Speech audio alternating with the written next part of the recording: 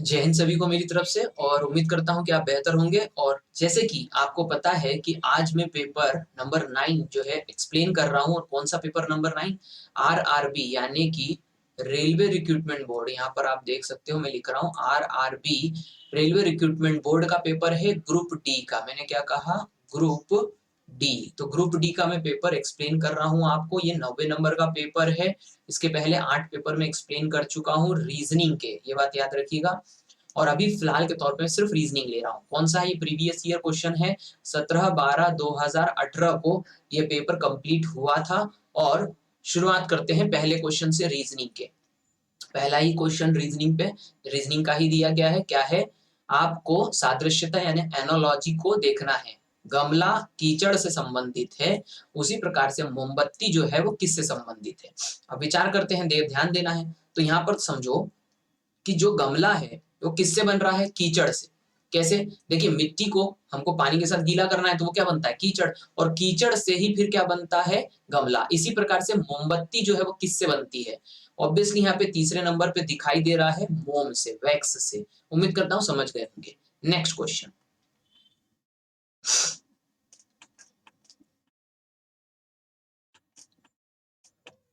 मैं सिर्फ रीजनिंग के ही क्वेश्चन जो है वो एक्सप्लेन करूंगा। आप ये बात ध्यान रखिएगा, रीजनिंग, ओनली रीजनिंग के क्वेश्चन, ठीक है। तो आप इसके अलावा जिसको कहना चाहिए कि अलग से एफटी के लिए मैं अलग से क्वेश्चन देने वाला हूं। तो यहाँ पर क्या कहा गया है? प्रश्न नंबर 12 पे है रीजनिंग का अगला क्वेश्चन।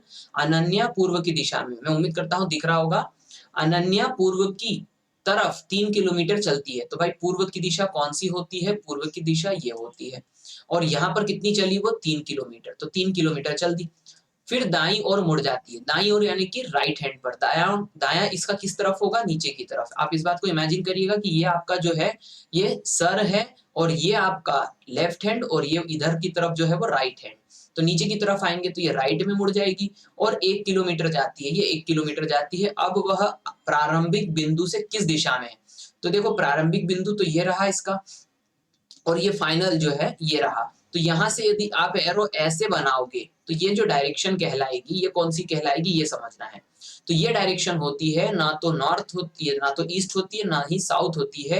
ये होती है साउथ ईस्ट, यानी कि दक्षिण पूर्व। तो इसका सही आंसर क्या आ गया? दक्षिण पूर्व। यहां पर देख सकते हो। चलो नेक्स्ट क्वेश्चन देखते हैं। ये हो गया 12वें नंबर का क्वेश्चन। क्वेश्चन नंबर 14 पे अगला रीजनिंग का क्वेश्चन है। कहा गया है कि आपको, है ना, option that is related to the third term in the same way the second term is related to first. यानी कि पहला शब्द जिस प्रकार से दूसरे से संबंधित है, तीसरा शब्द चौथे किस शब्द से संबंधित होगा? तो यहां पर कहा गया है कि हियर को लिसन कहते हैं। हियर को लिसन कहती है, यानी कि पर्यायवाची सिनोनिम शब्द है।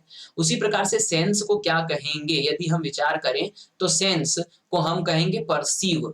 सेंस का मतलब होता है इंद्रिय, यानी कि सेंस का मतलब क्या करना? इंद्रिय समझना, किसी को छूना, सूंघना, स्वाद लेना, ये सब क्या होता है? सेंस होता है। इसी प्रकार से परसीव भी जो है वो सेंस होता है। इसके बाद में अंडरस्टैंड का मतलब समझना होता है, विजन का मतलब दृष्टि, और डार्क का मतलब गहरा होता है। तो इसमें सिर्फ एक ही शब्द था जो कि पर्यायवाची था, यानी कि सिनोनिम था। नेक्स्ट क्वेश्चन देखते हैं। नेक्स्ट क्वेश्चन क्या कहा गया है कि ए, बी, पी, ओ और डी एक सर्कल में खड़े हैं। पी, ओ और पी के बीच में कौन खड़ा है? ये प्रश्न है। तो इसके कथन आपको देने हैं। इस प्रश्न को पूर्ण करने के लिए आपको कथन देने हैं। तो कहा गया है, क्या कथन सही होगा कि पी डी से आगे खड़ा है? ये पहला कथन हो गया। दूसरा, ए डी के दाईं ओर खड़ा है। तो यदि हम बात करें इस तरीके से सर्कल की, तो सर्कल में जो है हम कथन की जानकारी को लिखते हैं। तो यहां पर कहा गया है पी जो है डी के आगे खड़ा है। तो मैंने यदि डी इसे माना तो पी यहां पर जो है वो खड़ा है। अब इसके बाद में दूसरा कहा गया ए डी के दाईं ओर खड़ा है। तो ए जो है वो दाईं ओर है डी के। किसी का भी दायां जो होता है वो एंटी क्लॉकवाइज चलता है। तो डी का दायां कौन हो गया? ए यहां पर आ गया। अब इसके बाद में ये दोनों कथन से हमें ये जानकारी मिली है अभी तक। प्रश्न क्या कहता है कि ए, बी, पी, ओ और डी एक सर्कल में खड़े हैं। ओ और पी के बीच कौन खड़ा है? यदि आपको इसका जवाब देना है तो इसमें से क्या दोनों कथन आपकी जानकारी को पूरा कर रहे हैं? पहला भी और दूसरा भी बिल्कुल सही है। इसका मतलब कि आपका आंसर आएगा कथन 1 और 2 एक साथ क्या कर रहे हैं, एक सेकेंड, ये थोड़ा सा दिक्कत हो जाती, इधर उधर भाग जाते हैं। हाँ, मैंने कहा 1 और 2 एक साथ पर्याप्त हैं। आप कहेंगे सर पूरी जानकारी तो मिल नहीं रही है। ध्यान दो, आपको जितने कथन कहे क्या उन्होंने आपको पर्याप्त जानकारी दी है? कम से कम, हाँ बिल्कुल कम से कम तो पर्याप्त जानकारी दी है, इसीलिए मैंने इन दोनों को सही कहा। और अतिरिक्त कथन आएंगे तो वो भी आगे बढ़ जाएंगे, लेकिन ये प्रश्न जो है इसके लिए ये 2 कथन तो पर्याप्त होंगे ही ना, इस बात को समझना है आपको। इसीलिए मैंने कहा ये दोनों अपनी जगह सही हैं, चाहे आंसर पूरा पूरा नहीं आ रहा है, लेकिन ये दोनों अपनी जगह प्रश्न के लिए जरूरी हैं, तो इसलिए 1 और 2 सही आएगा। तो कथन और प्रश्न या कथन और तर्क में इसी प्रकार से आंसर देना होता है। पूरा डिटेल जानने की जरूरत नहीं है, लेकिन वो 2 कथन आपकी जरूरत का हिस्सा हैं, तो वो आपका आंसर होंगे। नेक्स्ट क्वेश्चन देखते हैं। नेक्स्ट क्वेश्चन है कथन और निष्कर्ष पे। कथन क्या कहता है कि सभी पंख बहुरंगी हैं, तो ये मैंने बनाया पंख, और सभी पंख क्या हैं? बहुरंगी। ठीक है, अभी थोड़ा स्लो चल रहा है मेरा सिस्टम, तो वो धीमे धीमे पीछे पीछे दिखाई दे रहा है, कोई बात नहीं। सभी पंख बहुरंगी है, ये मैंने बना दिया। इसके बाद में आता है कुछ बैग बहुरंगी हैं। अब यहाँ पर यदि मैंने ये कहा कि कुछ बैग यदि बहुरंगी हैं, तो यहाँ पर बैग बन जाएगा इस तरीके से, और ये हो जाएगा कुछ बैग बहुरंगी हैं, ये कुछ वाला डायग्राम हो गया। अब आपको निष्कर्ष का जवाब देना है। कुछ बहुरंगी पंख हैं, तो यहाँ पर देखो कुछ बहुरंगी जो है वो पंख है। यदि बहुरंगी से पंख यानी बाहर से अंदर जाओगे, यदि पुराने 8 वीडियो देखे हैं तो तुम समझ जाओगे कि हम यहाँ पर कुछ वाला सेंटेंस कह रहे हैं, यानी कि निष्कर्ष, और बाहर से अंदर जा रहे हैं तो वो सही होता है। तो पहला निष्कर्ष हो गया सही। दूसरा, कुछ बैग पंख हैं, तो यहाँ पर पंख ये वाला डायग्राम दिख रहा है और बैग यहाँ बहुत दूर दूर दिख रहे हैं, कहीं कहीं से कोई संबंध नहीं है, मतलब ये दूसरा वाला हो गया गलत। पहला ही सिर्फ सही जाएगा, यानी कि केवल एक निष्कर्ष लागू, यानी कि ऑप्शन 3 इसका सही आंसर आएगा। केवल एक पालन करता है। उम्मीद करता हूं समझ गए होंगे। नेक्स्ट क्वेश्चन देखते हैं। नेक्स्ट क्वेश्चन क्या है? ये रहा नेक्स्ट क्वेश्चन। क्वेश्चन नंबर 22 पे अगला रीजनिंग का क्वेश्चन है। निम्न श्रृंखला में अगली आकृति को ज्ञात कीजिए। अब देखो, आप यहाँ पर पहली आकृति देखोगे और दूसरी आकृति देखोगे तो आप देखोगे कि वो जो पहली आकृति है वो 90 डिग्री से किधर घूम गई है? एंटी क्लॉकवाइज डायरेक्शन में, यानी कि घड़ी की विपरीत दिशा में। उसी प्रकार से ये जो आकृति दिख रही है आपको, इसको भी आपको कैसे घुमा देना है? एंटी क्लॉकवाइज, यानी कि घड़ी की विपरीत दिशा में। अब सोचने की कोशिश करो कौन सी आकृति जो है घड़ी की विपरीत दिशा में जा रही है, तो आप सिर्फ ये पॉइंट को देखो। ये पॉइंट जो है आपको इस डायरेक्शन में दिखाई देना चाहिए, इस डायरेक्शन में। तो ये क्या इस डायरेक्शन में है? नहीं। क्या ये इस डायरेक्शन में है? हाँ। क्या ये इस डायरेक्शन में है? नहीं। नहीं। इसका मतलब इसका आंसर आएगा बी आकृति, लेकिन ऑप्शन नहीं, आकृति बी आंसर है। आंसर क्या आएगा? ध्यान दो, यहाँ पर ऑप्शन जो है वो दूसरा सही होगा, यानी कि बी आकृति। ये बात याद रखना, कभी कभी वो आकृतियों के हिसाब से ऑप्शन चेंज कर देता है। Next question.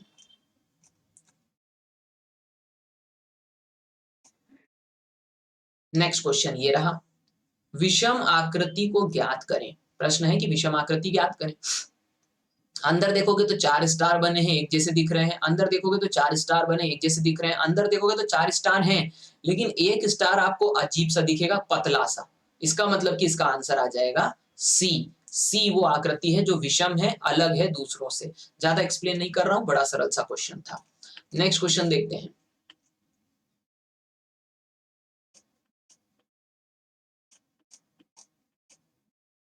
ये आ गया, बहुत शानदार क्वेश्चन, बहुत शानदार और बहुत जानदार क्वेश्चन है, इस बात को ध्यान रखिएगा। अब आपसे पूछा क्या गया है कि how many triangles are there in the following figure, यानी कि इस आकृति में टोटल कितने त्रिभुज हैं। तो ये ऑप्शंस भी आप देख सकते हो, ऑप्शंस है 15, 20, 10 और 17। अब देखते हैं आंसर क्या होगा। अब मैं एक एक करके चीजों को ले रहा हूं। देखो, यदि आप पहले से वीडियो देखते आ रहे हैं तो समझ जाएंगे कि यहाँ पर जो है इस कोने पर कितने बनेंगे? 3। इस कोने पर कितने बनेंगे? 3, है ना। इस ये फिर ये वाले कोने पे कितने बनेंगे? 3।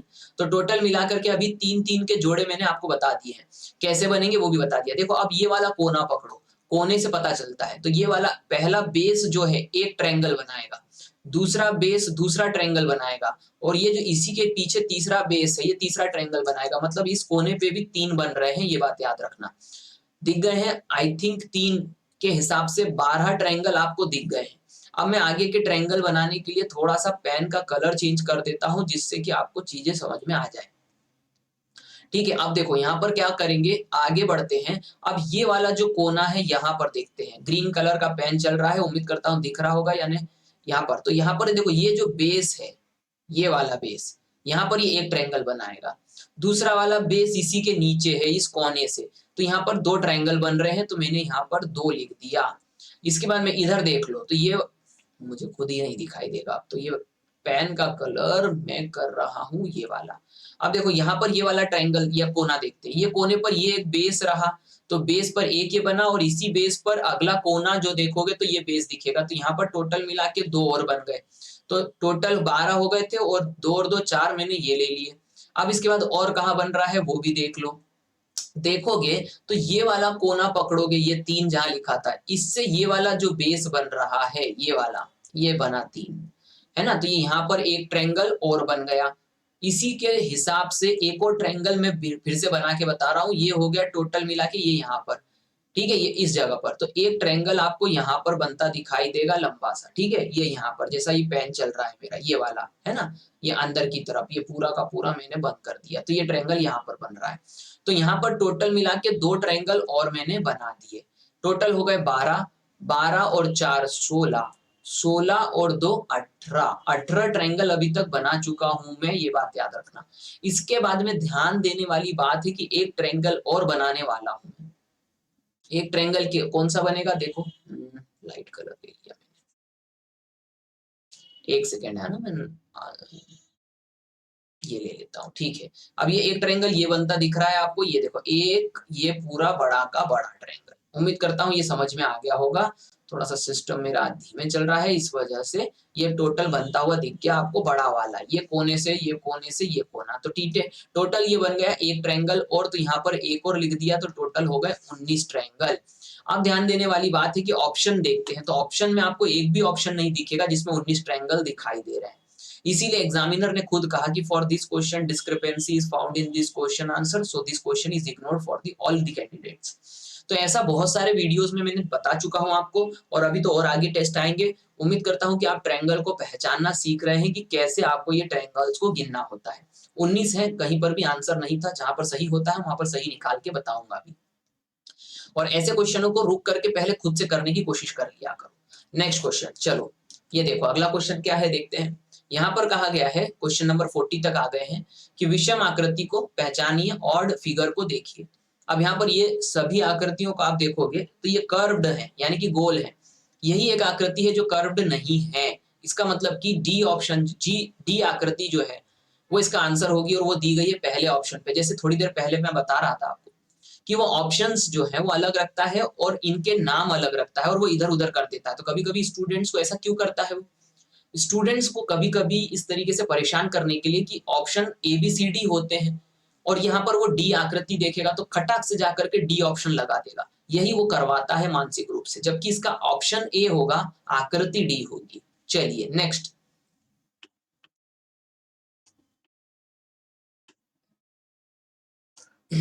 ये आ गया अगला क्वेश्चन। प्रश्न कहता है कि कौन सा पैटर्न निम्न में से किसके साथ सबसे नजदीकी दिखता है। यानी कि ये जो पैटर्न है, ये पैटर्न दिए गए A B C D pattern में सबसे करीब किसके साथ दिख रहा है। तो कोई भी एक जो है वो इमेज को पकड़ लो, जैसे मैंने ये इसको पकड़ लिया स्टार को, ये स्टार जो है ये ट्रायंगल के बहुत नजदीक दिख रहा है, तो ये हो नहीं सकता, ये हो नहीं सकता, और इसमें तो दिख ही नहीं रहा है। तो कितनी जल्दी पकड़ में आ गया कि इसका ऑप्शन जो है यानी कि बी आकृति इसका सही आंसर होगा, क्योंकि हमने सिर्फ एक ही चीज को पकड़ा। बहुत सारे स्टूडेंट गलती करते हैं, वो 4-5 चीजों को एक साथ पकड़ने की कोशिश करते हैं। तो यहाँ पर देखते हैं कि कौन से ऑप्शन पे ये आकृति दी है, तो ऑब्वियसली यहाँ पर कॉमन सेंस के हिसाब से ही सामान्य से दूसरे ऑप्शन पे ही बी आकृति दी गई है। उम्मीद करता हूँ समझ गए होंगे। नजदीक होने का मतलब ये नहीं होता कि उसकी फोटोकॉपी होनी चाहिए। आप बोलोगे सर ये तो नीचे है, नीचे की बात नहीं है, कहा गया है सबसे नजदीक, यानी कि सबसे करीब करीब, चाहे वो किसी भी पैटर्न में बनी हो, ऐसी की ऐसी आकृति कहाँ दिख रही है। नेक्स्ट क्वेश्चन, एक और क्वेश्चन आ गया, ये कौन सा पैटर्न निम्न में से किसके सबसे नजदीक दिख रहा है। फिर से वही वाली बात है, मैंने जैसे अभी बताया आपको क्या करना है। सबसे पहले इसको देखो कि ये जो गोला है, ये गोला आपको कॉर्नर पे कहाँ दिख रहा है। आप बोलोगे ये हो नहीं सकती क्योंकि ये तो बीच में आ रहा है, इसमें दो गोले दिख रहे हैं, ठीक है चलेगा, इसमें भी दो गोले दिख रहे हैं, लेकिन ध्यान दो कि यहाँ पर गोला जो है वो कॉर्नर पे चाहिए और बी आकृति में कहीं पर भी कॉर्नर पे नहीं दिख रहा है, जबकि डी आकृति में भी कॉर्नर पे नहीं दिख रहा है। तो ऑब्वियसली सी आकृति इसका सही आंसर हो जाएगी और बिल्कुल सही आंसर है तीसरा। पहले खुद करके देखा करो। नेक्स्ट क्वेश्चन, निम्न श्रृंखला में अगला पद क्या होगा, यानी कि नेक्स्ट पैटर्न हमको पहचानना है कि क्या होगा। पैटर्न पकड़ते हैं पहले, तो देखो डी के बाद में यहाँ पे जी और एम कहा गया है, ऐसे समझना है। डी जी एम, पहला पहला पद पकड़ो, तो देखो डी का कोडिंग होता है 4, जी का 7 और जे का 10। मैंने कैसे बताया, इतने प्रीवियस क्वेश्चंस मेरे देखते आओगे ना तो आपको समझ में आ जाएगा। मैंने कहा कि अल्फाबेटिकली नंबर्स दे दिए जाते हैं, ए का 1, बी का 2, इसी प्रकार से डी का 4, जी का 7 और जे का 10। इसका मतलब श्रृंखला कैसे बढ़ रही है, 4 और 3 7, 7 और 3 10, तो 10 के बाद अगला नंबर किसका आना चाहिए, 13, और 13 पे कौन होता है, एम होता है, बात याद रखना है ना, 13 पे एम होता है। तो दिए गए सभी ऑप्शन में पहला एम आ रहा है। दूसरे से पकड़ेंगे, देखो तो जी का कोडिंग क्या होता है, 7 होता है, जे का 10 होता है, एम का 13 होता है, तो अगला क्या आएगा 16। तो भाई 13 के बाद 16 किस नंबर पे आता है, 16वां आता है आपका पी। तो यहाँ पर पहला ऑप्शन सही होगा एम और पी, क्योंकि 16 नंबर पे पी होता है, याद रखना इस बात को। 15 पे ओ होता है, 16 पे पी होता है, ठीक है। आगे बढ़ते हैं, नेक्स्ट क्वेश्चन। अगला क्वेश्चन ये रहा, किसी कोड या कूट भाषा में यानी कि कोडिंग लैंग्वेज में ANGEL को ये नंबर कहा जाता है, तो डेविल को क्या कहेंगे। तो ध्यान दो, यहाँ पर उसने कोडिंग क्या बनाई है वो मैं लिख के बता देता हूँ, ANGEL। अब यहाँ पर कोडिंग क्या बनाई है, देखो यहाँ पर ए का 1 कोडिंग होता है, एन का 11, जी का 7, ई का 5 और एल 12। अब देखो इन सबको मिला करके देखोगे तो आपको ये नंबर दिख जाएगा। आपको ऐसा लगेगा कि ये शब्द को उसने नंबर दिया है, नंबर नहीं, उसने सारे लेटर्स को अपने अपने नंबर दिए। अब डेविल का क्या होगा, तो भाई DEVIL, डी होता है 4, ई होता है 5, 4 5, तो ये पहला आंसर हो नहीं सकता, बाकी 4 5 बचे हैं। तो यहाँ पर वी जो है वो होता है 22, आई जो होता है 9 और एल जो होता है 12। तो यहाँ पर आंसर आ जाएगा 45, 22, 9, 12। ये हो गया तीसरा आंसर, जैसे कि मैंने यहाँ पे बताया था। चलो नेक्स्ट क्वेश्चन देखते हैं। मैं तेजी से इसलिए करवा रहा हूं क्योंकि मैं उम्मीद करता हूं कि आप हर बार रुकते होगे, फिर खुद करते होगे और फिर एक्सप्लेनेशन देखते होगे। चलो अगला प्रश्न है, सामान्य कामकाजी घंटों की तुलना में देर रात तक काम करने वाले लोगों के शरीर में अधिक मात्रा में विषाक्त पदार्थों के पैदा होने को बढ़ावा मिलता है, यानी जो टॉक्सिक मटेरियल होता है हमारे बॉडी में, यदि हम ज्यादा देर जगते हैं तो उसकी वजह से वो बढ़ते हैं, ऐसा प्रश्न में कहा गया है। अब इस प्रश्न के पीछे कौन से तर्क हो सकते हैं। हाँ, जब हम अपने प्राकृतिक शरीर के समय का सम्मान करते हैं और जल्दी सोते हैं तो हमारा स्वास्थ्य बेहतर होता है, ठीक है। पहली बात तो हमको समझ में आ रही है, क्योंकि यहाँ पर बात प्रश्न की जो हो रही है वो सोने और उससे संबंधित शरीर की समस्याओं से है, तो तर्क में भी वही दिख रहा है। दूसरा, नहीं आजकल देर रात तक काम करना अपरिहार्य है, यानी जरूरी है, क्योंकि हम अपने समय क्षेत्रों में काम करते हैं। दूसरा गलत हो जाएगा, क्यों गलत हो जाएगा, क्योंकि कहीं पर भी कथन में काम की अनिवार्यता यानी कि जरूरी है ऐसा बताया नहीं गया है। तो इसका सही आंसर आ जाएगा, देखो मैंने पहले से ही यहाँ पर लिखे रहने दिया, केवल तर्क एक मजबूत है, इसका सही आंसर आएगा। नेक्स्ट क्वेश्चन देखते हैं।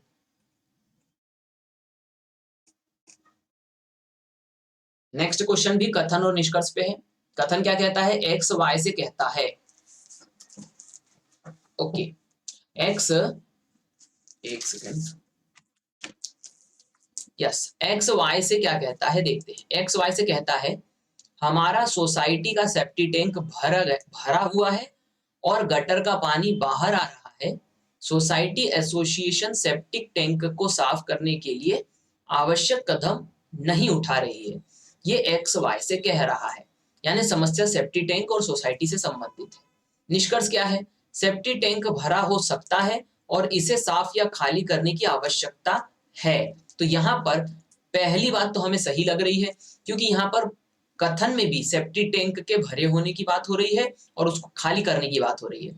तो भरा हो सकता है, खाली या साफ करने की बात है, बिल्कुल निष्कर्ष सही है।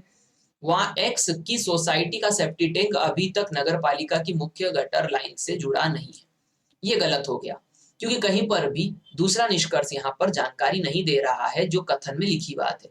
इसका मतलब इसका सही आंसर आ जाएगा चौथा ऑप्शन, केवल निष्कर्ष एक पालन करता है। नेक्स्ट क्वेश्चन,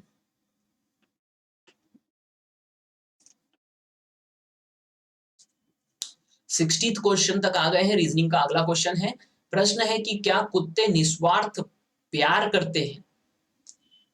तर्क, हाँ, कुत्ते बहुत वफादार और प्यारे होते हैं। घर पर पालतू कुत्ते होने पर बहुत दोस्ताना माहौल बना रहता है। अब यदि ये प्रश्न ये है कि क्या कुत्ते निस्वार्थ प्यार करते हैं, तो इसका तर्क ये कैसे हो सकता है कि कुत्ते बहुत वफादार होते हैं और प्यारे होते हैं? तो वफादार की तो कहीं पर प्रश्न में बात ही नहीं आ रही, और पालतू कुत्ते होने से दोस्ताना माहौल ऐसा भी कहीं नहीं दिख रहा, मतलब ये गलत हो जाएगा। दूसरा है, नहीं, यह सिर्फ एक मानवीय सोच है, अपितु कुत्तों को मानवीय हस्तक्षेप रहित जीवन जीने की स्वतंत्रता की आवश्यकता है। तो ये बिल्कुल गलत हो जाएगा, क्योंकि कहीं पर भी कथन में स्वतंत्रता, मानवीय हस्तक्षेप ऐसे कहीं पर भी सेंस नहीं निकल रहा कि वो प्रश्न में बोला जा रहा है। इसका मतलब तीसरा ऑप्शन सही होगा, ना तो तर्क 1 और ना ही तर्क 2 मजबूत तर्क है। नेक्स्ट क्वेश्चन, बहुत दिलचस्प क्वेश्चन है, शानदार क्वेश्चन है। मैं आपको कहूंगा एक बार रुक करके मन से करने की कोशिश करो। देखो, अब मैं इसको करके बता रहा हूं, उम्मीद करता हूं कि आप लोगों ने, जिसको कहना चाहिए, ट्राई कर लिया होगा, तो और नहीं किया तो कर लो, मजा आ जाएगा। ला के बताओ, 17 लाओगे तो मजा आएगा। नेक्स्ट, अब मैं बता रहा हूँ, सबसे पहले देखो, आप ये वाली जो लाइन है ना, ये वाली लाइन वाली आकृति को देखना, मैं यहाँ पे बना रहा हूँ ये छोटी लाइन, फिर यहाँ से एक ऐसी लाइन गई है और एक ऐसी लाइन गई है क्रॉस वाली, ठीक है, और इसके बाद में इसको मिला दिया गया है, और यहाँ से ये मिला हुआ है और यहाँ से ये मिला हुआ है। तो ये मैंने आपको आकृति बना के बता दिया, उम्मीद करता हूँ कि आपको समझ में आ गया होगा। ये आकृति यहाँ आपको दिख रही है। अब इस प्रकार की आकृति जब भी बनती है तो टोटल यहाँ पे ट्रायंगल बनते हैं 8। ये मुझे बताने की जरूरत नहीं है, जो पढ़े हुए हैं वो ये लोग जानते हैं कैसे, और जो नहीं पढ़े हैं उनको अभी मैं बता नहीं सकता, कमेंट करो तब मैं अलग से क्लासेस लूंगा। नेक्स्ट, अगली आकृति में बता रहा हूं, देखो मैंने यहां तक की आकृति बना दी, आप देखोगे तो समझ में आएगा। दूसरी बात, अब मैं ये वाली लाइन जो है और ये वाली जो लाइन है, इससे एक आकृति बना रहा हूं, और ये लाइन पहले से बनी हुई है मेरे पास, ये आकृति मैंने यहाँ लाइन खींच दी और इसको यहां से यहां पर मिला दिया। अब देख रहे होगे कि ये ट्रायंगल बन गया है और इसके बीच में एक लाइन और इस तरीके से खींची गई है। तो टोटल मिलाकर के यहाँ पर ये एक और एक ये 2, और इन दोनों से मिलकर के एक और बनेगा, तो टोटल हो जाएंगे 3। इसके बाद में ये वाली जो लाइन बनी दिख रही है आपको, ये मैं यहाँ बना रहा हूं, तो इसका मतलब इसने इस ट्रायंगल को 2 भागों में फिर बांट दिया, 1 और 2, तो ये 2 ट्रायंगल और आ जाएंगे। आप बोलेंगे 2 ही क्यों आएंगे? क्योंकि इन दोनों से मिलकर के जो पीछे वाली आकृति है वो पहले से ही बन गई थी। आगे बढ़ते हैं, अब मैं क्या कर रहा हूँ, ये वाली लाइन और ये वाली लाइन खींच रहा हूँ, जिससे कि एक और ट्रायंगल बन जाएगा। तो ये मैंने लाइन खींची है ना, और ये वाली लाइन को इससे मिला दिया है ना। उम्मीद करता हूँ समझ गए होगे। ये थोड़ी आगे चली गई, ये यहाँ से मिल रही है, तो इसका मतलब कि ये इसके बीच में ये जो लाइन खींच रहे हैं, यहाँ पर 1 और 2, ये फिर 2 बन गए, तो इन 2 से फिर कितने बनेंगे? 3। उम्मीद करता हूँ समझ गए होंगे। अब देखो, अभी तक मैंने कितनी आकृतियां बना दी है वो देख लेते हैं। तो यहाँ पर थोड़ा सा घूम रहा है, इसको रुक जान देते हैं। तो गिन गिन तो लो पहले, तो आप 8 8 और 3 और 3 6, 8 और 6 14, 14 और 2 16, तो 16 आकृतियां तो मैंने आपको गिना दी कि 16 बन गई। अब 17वीं आकृति कहाँ है वो देख लो। मैं पेन का कलर चेंज कर रहा हूं ताकि दिखा सकूं। देखो, मैंने जब ये वाली लाइन खींची थी, ये वाली जो लाइन है और ये वाली जो लाइन है, इसके बीच में एक ट्रायंगल बन रहा है, और यदि आप समझ जाओगे तो ही तो दिखेगा, वरना खुद ने जब ट्राई करा होगा तो वो ये दिख नहीं रहा होगा। तो यहाँ पर 16 मैंने पहले गिन लिए थे और एक अभी गिना, तो टोटल कितने हो गए? 17। तो 16 का हो गया 17 ट्रायंगल, और देखो यहाँ 17 जो है वो आंसर भी आ रहा है। फिर से मैं बता देता हूँ, ध्यान दो मेरी बात को। मैं थोड़ा सा इसको मिटा के एक बार फिर से बता दूं, वरना कंफ्यूज ना हो जाओ। मैं अपना काम, आप चाहो तो स्किप कर सकते हो, है ना, लेकिन मैं अपना काम पूरा करने की कोशिश करता हूँ। फिर से ये मिटा नहीं, मैं अपना काम पूरा करने की इसलिए कोशिश करता हूँ कि कोई भी स्टूडेंट जो कंफ्यूज हो जाता है, अरे भाई तू मिट जा, क्यों नहीं मिट रहा है, मिट जा, ये मिट गया, अब मिट गया ना। अब मैं देखता हूँ, यहाँ पर ध्यान देते हैं कि मैं एक बार फिर से बताता हूँ। देखो, जब मैंने ये वाली आकृति बनाई थी एक्स वाली, यहाँ इस डायग्राम में बता रहा हूं, जब मैंने एक्स वाली आकृति बनाई थी तो इसमें ये वाली जो लाइन थी ये वाली, और बाद में जो लाइन बनाई ये वाली, ठीक है, ये आकृति ने मिलकर के एक और ट्रायंगल बनाया था जिसको मैंने आखिरी में 17वां ट्रायंगल कहा है। थोड़ा अच्छे से देखोगे और खुद करोगे तो मजा आ जाएगा।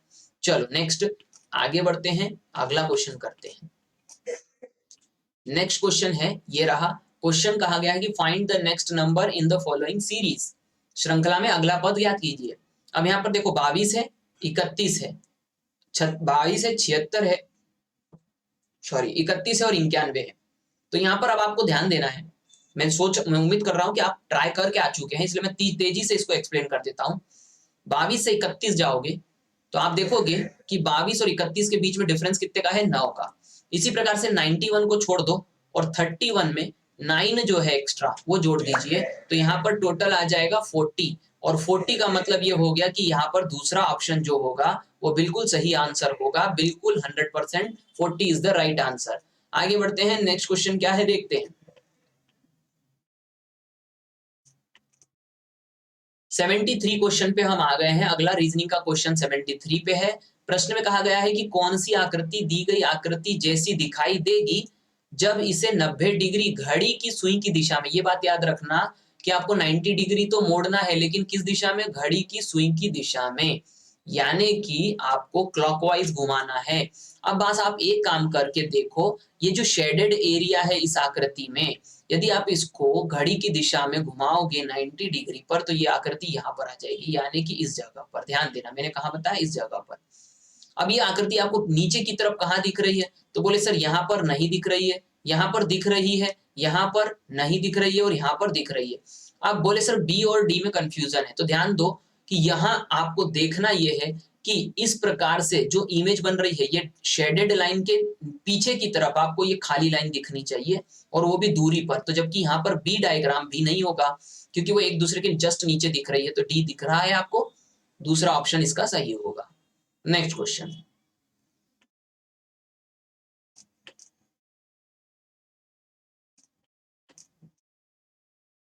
अगला क्वेश्चन फिर से है। कहा गया है कथन और निष्कर्ष क्या है। प्रश्न में है कि ए ने सी से पूछा अब कितना समय है, क्या 2:30 बज गए हैं। ये ए ने सी से पूछा, ये कथन है, इसका हम क्या निष्कर्ष निकालें। ए लंच पर जाना चाहता है, बिल्कुल गलत बात, कथन में ऐसी कहीं लंच की बात नहीं हुई है और सिर्फ समय पूछा गया है, इसीलिए पहला गलत हो गया। दूसरा, ए समय क्या है की पुष्टि करना चाहता है क्योंकि उसकी घड़ी बंद है। देखो, यदि कथन सिर्फ ये निष्कर्ष सिर्फ यहां तक होता, इसके पहले पहले तक, तो सही बात थी, लेकिन ये अतिरिक्त जो जानकारी है इसकी वजह से ये गलत हो गया, तो इसका मतलब पहला भी गलत और दूसरा भी गलत। दूसरा ऑप्शन सही आएगा, ना तो एक निष्कर्ष ना ही दो पालन करता है, और वो भी किसकी वजह से, क्योंकि उसकी घड़ी बंद हो गई है। ये अतिरिक्त जानकारी निष्कर्ष में दी गई है जिसका कोई सेंस नहीं है। नेक्स्ट क्वेश्चन, इसके लिए मैं थोड़ा सा डायग्राम को और बड़ा कर रहा हूं ताकि आपको अच्छे से दिखाई दे सके। ये देखो, अब मैं उम्मीद करता हूं आपको दिख जाएगा अच्छे से, है ना। ये देखो, प्रश्न क्या कहता है कि निम्न वेन आरेख कुछ बच्चों की पसंदीदा आइसक्रीम का प्रतिनिधित्व करता है। ए वेनिला को बता रहा है, बी चॉकलेट को, सी पिस्ता को। आरेख के आधार पे कितने बच्चे आइसक्रीम के एक से अधिक फ्लेवर पसंद करते हैं, यानी कि वे संख्याएं आपको आपस में जोड़नी है जो कि दो, कम से कम 2 डायग्राम में आ रही है, कम से कम। तो ये 12 आ रहा है, 10 आ रहा है, 15 आ रहा है और 5। मैंने कहा कम से कम 2 आकृतियों में आना चाहिए डायग्राम में, तो यहाँ पर 5 जो है वो तीनों में आ रहा है, मतलब कम से कम 2 में तो है ही। तो 12, 5, 15 और 10 को जोड़ेंगे तो 15 और 10 25, 25 और 5 30, 30 और 12 42। इसका आंसर आ जाएगा 42।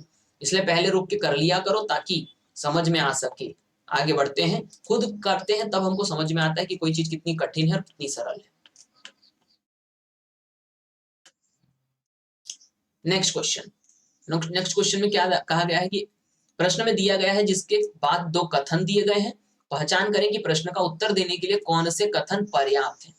अब उत्तर देने का मतलब हमेशा इस बात को ध्यान देना, एग्जैक्ट उत्तर की बात नहीं है, कम से कम वो कथन यदि उत्तर देने में जरूरी है तो भी चलेगा।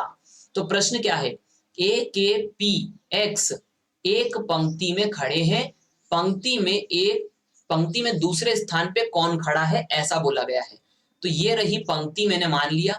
अब इसमें कहा गया है ए के पी एक्स खड़े हैं, एक्स काउंटर पर है, तो मैंने यहाँ पर इस जगह पर एक्स को मान लिया, सबसे पहले काउंटर पे है। पी ए और के मध्य में है, तो यहाँ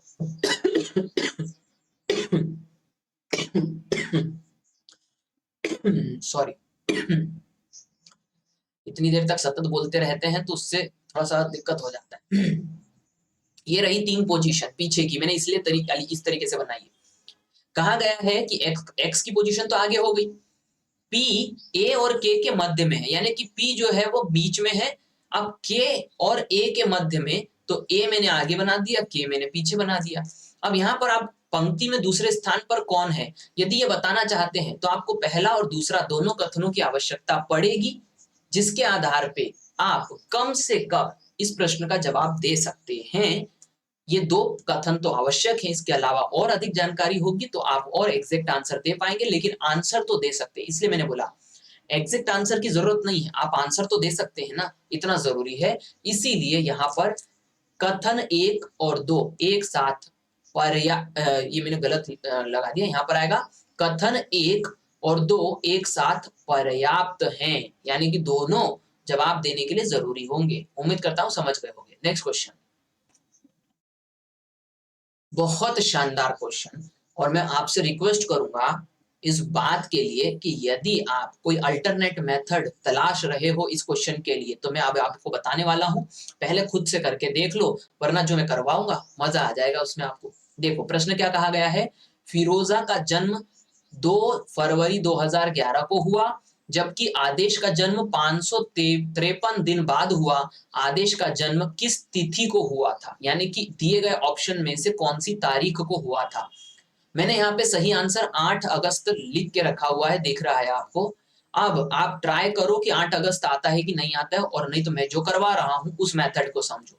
मैं करवाता हूं। देखो मैंने आपसे यहाँ पर कहा कि 2 फरवरी 2011 को जन्म हुआ था फिरोजा का, और 553 दिन के बाद में आदेश का जन्म हुआ है, तो आदेश की जन्म तिथि पता करनी है। अब देखो सबसे पहले तो मैं क्या कर रहा हूं, यहाँ पर 2 फरवरी 2011 को कौन सा दिन था वो मैं देख लेता हूं। तो यहाँ पर मैं इस तरीके से निकाल रहा हूं कि 2 तारीख हो गई, प्लस फरवरी का कोडिंग 04 होता है, प्लस 2011 के लिए मैं वर्ष की संख्या 111 लूंगा। जो लोग नहीं जानते हैं, मुझसे नहीं पढ़े हुए हैं ऑफलाइन क्लासेस में, उन लोगों को दिक्कत हो सकती है। कहीं पर भी कोई भी एग्जामिनर ट्यूटर यूट्यूब पे 111 नहीं लेता है, ये ट्रिक मैंने बनाई है, इस वजह से आपको समझना पड़ेगा, कमेंट करना पड़ेगा तब समझाऊंगा। 111 वर्ष को 4 से डिवाइड करूंगा, तो 4 दूनी 8, 3 बच गया, ठीक है ना, 4 7 28, इसका मतलब टोटल 27। इसमें लीप ईयर है, अब डिवाइड कर दूंगा मैं इसको 7 से, जोड़ते हैं तो 7 और 1 8, 8 और 4 12, 12 और 3 14 की 4 हासिल का 1, 1 और 2 3, 3 और 1 4, 4 4 4 का 4, और यहाँ पर 1 आ गया। डिवाइड करता हूँ 7 से, 7 दूनी 14, रिमेनिंग यहाँ पर बच गया, रिमेनिंग क्या बच गया 4। और ध्यान देना 4 को मैं कोडिंग दे रहा हूँ बुधवार की, कौन सी, बुधवार की कोडिंग दे रहा हूँ, 4 होता है बुधवार, ये मेरे लॉजिक के अनुसार है। 553 दिन के बाद में आदेश का जन्म हुआ था। अब मैं यहां पर ये कर रहा हूं कि सबसे पहले तो 553 को मैं डिवाइड कर देता हूं 7 से। क्यों कर रहा हूं, क्योंकि हर एक दिन कैलेंडर में अपने आप को 7 दिन के बाद रिपीट करता है। अब मैंने 7 से डिवाइड करा, तो 7 से डिवाइड करा तो 7 7 7 49, बच गया 6, 7 9 63, ये 79 टाइम्स पूरा पूरा कट गया। पूरा पूरा कटने का मतलब ये होता है कि ये 2 फरवरी को जो दिन था, यानी कि बुधवार, वही दिन रिपीट होगा आदेश के जन्मदिन के दिन, क्योंकि ये 79 पूरा कट गया है, ये 7 जो है 553 7 से पूरा कट गया है पूरी बार। इसका मतलब कि जो दिन फिरोज की तारीख का था वही दिन आदेश की तारीख का होगा। अब सिर्फ आपको इतना चेक करना है, दिए गए ये ऑप्शंस जो हैं इनमें से कौन सा दिन जो है बुधवार आ रहा है। तो सबसे पहले आप 11 तारीख को ही लोगे, क्योंकि अभी तो आंसर दिख रहा है आपको, लेकिन सबसे पहले 11 तारीख ले लो कि 11 तारीख को कौन सा दिन था, और फिर मैं आपको बताऊंगा कितने तेजी से आंसर आएगा। तो 11 तारीख के लिए तारीख 11 हो गई। अगस्त की कोडिंग 03 होती है। 2012 के लिए 112 साल हो गए, और लीप ईयर के लिए 112 को 4 से डिवाइड करो, तो 4 दूनी 8 और बच गया 3, 4 8 32, यानी कि यहां पर आएगा 28 और बटा में 7। जोड़ देते हैं, 8 और 2 10, 8 और 2 10, 10 और 3 13, 13 और 1 14 की 4 हासिल का आ गया, 14 की 4 हासिल का आ गया, 1 2 और 1 3, 3 और 1 4, 4 और 1 5, और उसके बाद में 1 बचा, 1 आएगा आगे, ये हो गया, डिवाइड करा मैंने इसको 7 से, 7 से करा तो 7 दूनी 14, 1 बच गया, 7 दूनी 14, यानी कि ये 154 7 से पूरा कट रहा है। और जब ये पूरा कट रहा है तो रिमेनिंग क्या आएगा, 0, और 0 मेरे लिए कोडिंग होती है शनिवार। कमेंट करोगे तो मैं पढ़ाऊंगा पूरा कैलेंडर। शनिवार, अब शनिवार जो है 11 तारीख को था, और सभी दिवस आपको देखो 11 अगस्त, 8 अगस्त, 10 अगस्त, 9 अगस्त आसपास के दिए हैं। यदि शनिवार 11 तारीख को था तो मुझे बताइए कि शनिवार यदि 11 तारीख को था तो आप एक एक ऑप्शन ट्राई करो। 10 तारीख को कौन सा वार था, तो शनिवार यदि जो है 11 तारीख को था तो शुक्रवार जो है वो 10 तारीख को आएगा, इसका मतलब कि ये आंसर नहीं है। इसके बाद में 9 तारीख को कौन था, एक दिन और पीछे जाओ तो गुरुवार, गुरुवार को 9 तारीख थी, तो ये भी आंसर नहीं है क्योंकि बुधवार आना चाहिए, ये भी गलत आंसर हो गया। बचा कौन सा, 8 तारीख। यदि 9 तारीख को गुरुवार था तो एक दिन पहले जो होगा वो बुधवार होगा, और मैंने इसीलिए कहा था कि बहुत शानदार चीज आपको बताऊंगा, इस तरीके के क्वेश्चन कभी भी आ जाएं तो इस तरीके से ही करिएगा। उम्मीद करता हूं समझ गए होंगे। नेक्स्ट क्वेश्चन,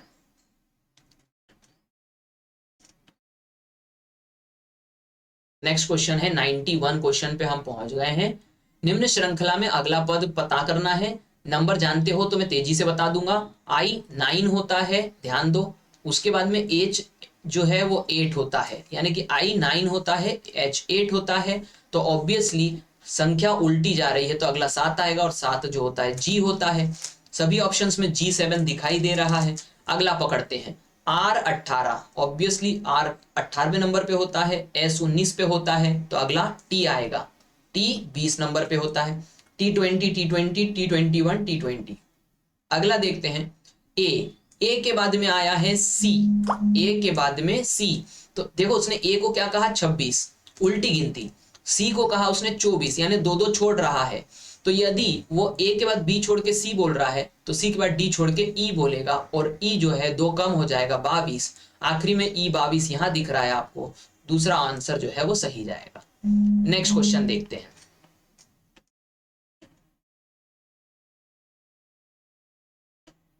यस, 99 क्वेश्चन पे आ गए हैं। 99 क्वेश्चन क्या कह रहा है कि विषम आकृति को ज्ञात करिए।